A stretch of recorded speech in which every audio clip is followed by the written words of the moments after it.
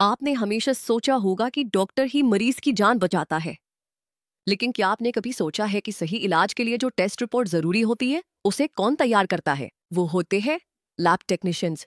ये ऐसे प्रोफेशनल होते हैं जो बिना सुर्खियों में आए हर दिन सैकड़ों जिंदगियों को बेहतर बनाने में लगे होते हैं। तो अगर आप मेडिकल फील्ड में जाना चाहते हैं लेकिन एमबीबीएस का लंबा रास्ता नहीं अपनाना चाहते, लैब टेक्नीशियन बनना आपके लिए एक शानदार करियर ऑप्शन हो सकता है। लैब टेक्नीशियन मेडिकल लैब में काम करता है, जहां वो ब्लड, यूरिन, टिश्यू जैसे सैंपल को इकट्ठा करता है, उनकी जांच करता है और रिपोर्ट तैयार करता है।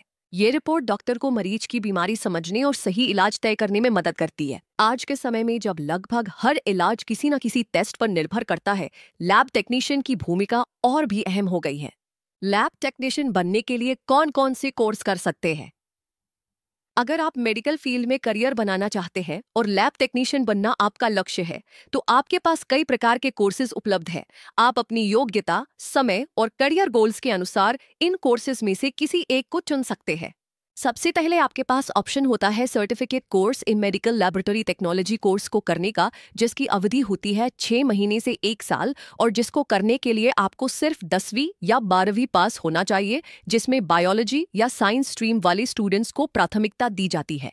यह कोर्स उन छात्रों के लिए उपयुक्त है जो जल्दी से किसी नौकरी में लगना चाहते हैं और बेसिक लैब टेक्नीशियन स्किल्स सीखना चाहते हैं। इस कोर्स के बाद आप छोटे क्लिनिक या डायग्नोस्टिक सेंटर में लैब असिस्टेंट या सैंपल कलेक्शन टेक्नीशियन जैसे पदों पर काम कर सकते हैं।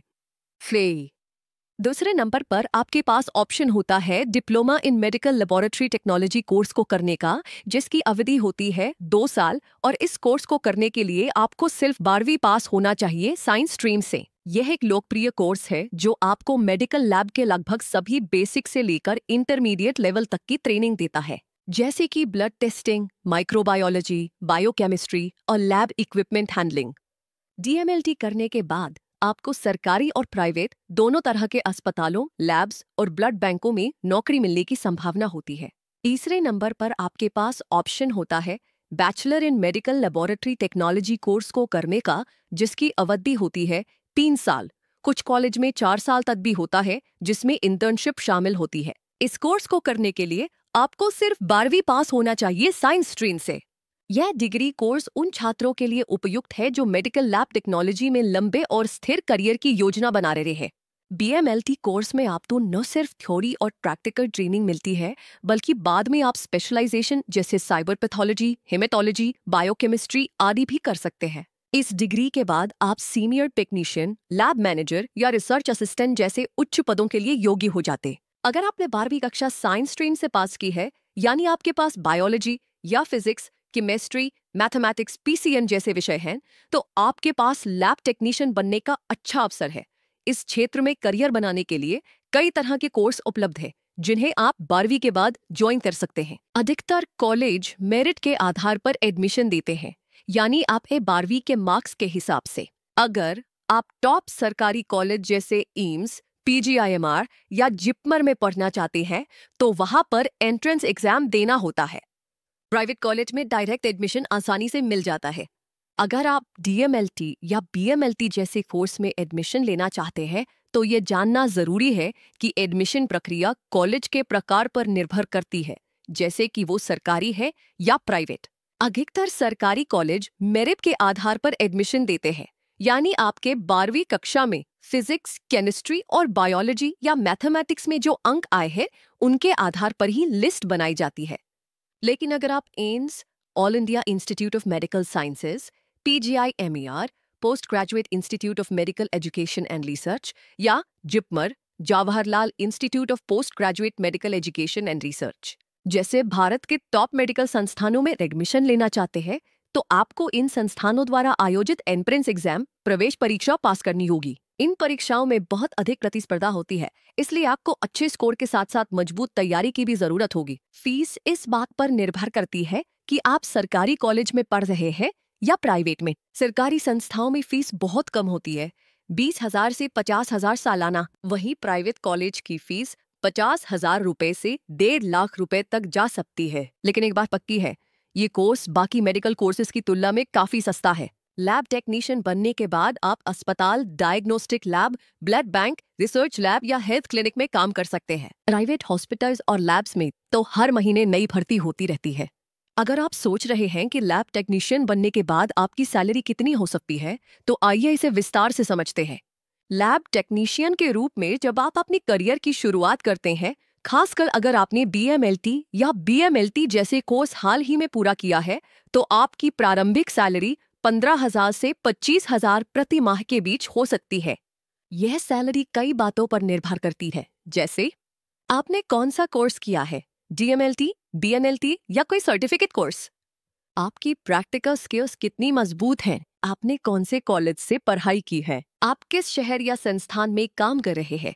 मेट्रो शहरों में आमतौर पर सैलरी थोड़ी ज्यादा होती है। जैसे जैसे आपका अनुभव बढ़ता है और आपकी तकनीकी दक्षता मजबूत होती जाती है, वैसे वैसे आपकी सैलरी में भी अच्छा इजाफा होता है।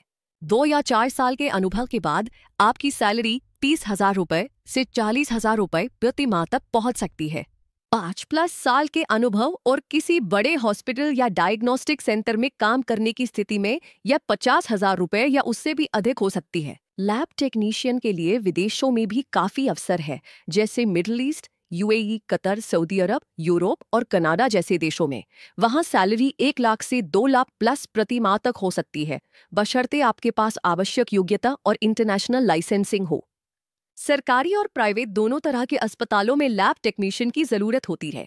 यहां आपको मरीजों के सैंपल की जांच, रिपोर्ट तैयार करने और डॉक्टर को सपोर्ट देने का काम सौंपा जाता है। लैब टेक्नीशियन कोर्स पूरा करने के बाद आपके पास मेडिकल फील्ड में कई तरह के रोजगार के अवसर खुल जाते हैं। यह एक ऐसा प्रोफेशन है जिसकी मांग हर समय बनी रहती है, खासकर हेल्थ केयर सेक्टर के तेजी से बढ़ते विस्तार के चलते।